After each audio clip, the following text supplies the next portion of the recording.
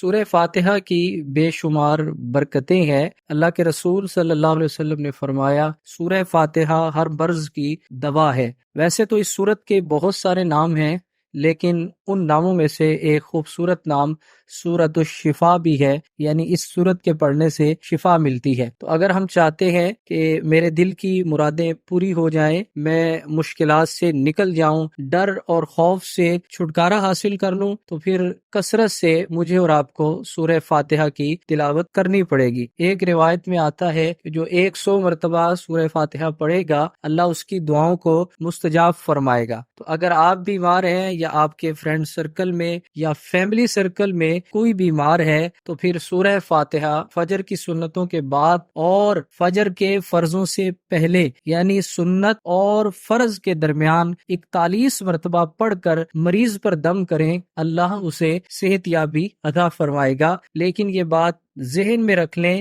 کہ بیماری اللہ دیتا ہے، صحت اللہ دیتا ہے، شفا اللہ دیتا ہے، موت بھی اللہ دیتا ہے۔ تو اللہ چاہے گا تو ہی شفا ملے گی۔ ہمیں اللہ کی رحمت پر مکمل اعتماد اور بھروسہ رکھنا چاہیے۔